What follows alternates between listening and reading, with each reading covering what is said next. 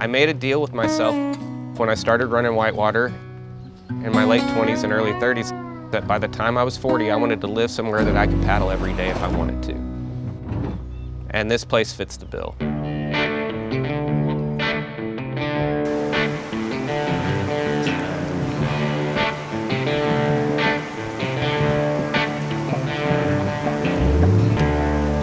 When you're out there, you're out there.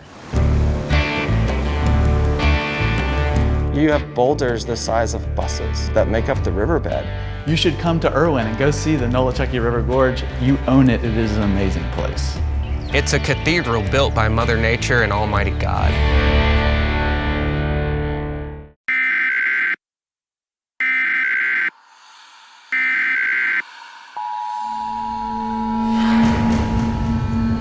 This is 600 miles inland from where Hurricane Helene hit. But in the mountains of eastern Tennessee, the flooding is catastrophic. So we were here when it all was happening. We looked down at the water like we do every morning, you know, and we were like, all right, it's coming up. We knew it was going to get high. 20 minutes later, all hell breaks loose.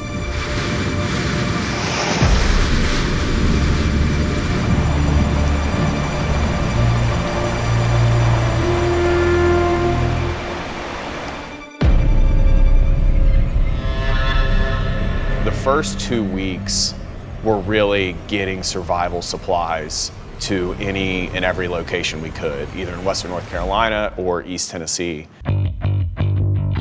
We had paddlers and other volunteers that were helping clear roads, and then they were working with the railroad to clear that road as well.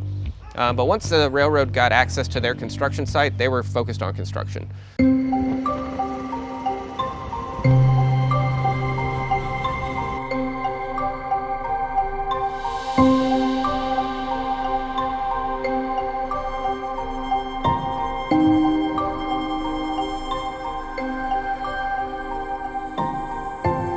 They absolutely have used the guise of hurricane recovery to go around regulation. And that's the whole reason that regulations exist.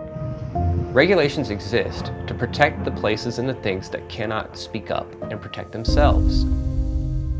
We watch them digging rocks out of the river, moving those rocks into dump trucks.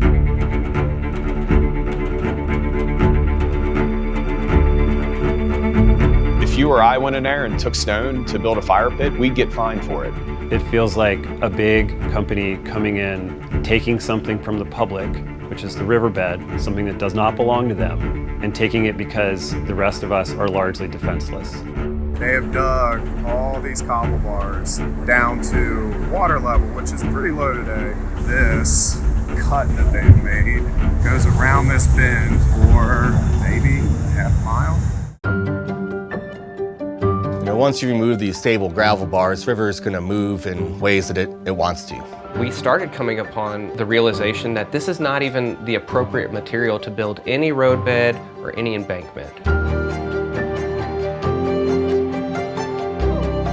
I knew pretty quickly that no one was willing to stop the railroad from doing what they were doing. The agencies were the ones that didn't do their job. The damage they're doing will last generations. I said, send me the permit, send me the permission. And the Corps of Engineers said, it wasn't a permit, it was a conversation. The Forest Service, in a sense, has abandoned its post. In my 25-year career, I've never seen the Forest Service abdicate their responsibilities to this extent. So I think one of the most surprising arguments we've seen from CSX so far is an argument that they are not subject to the provisions of the Federal Clean Water Act.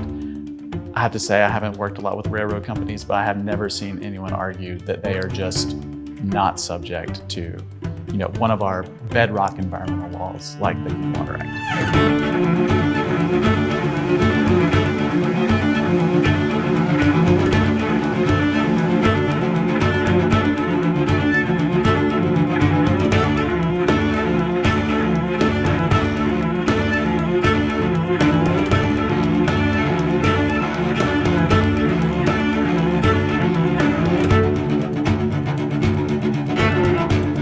There's been enough people here that have lost everything, lives included.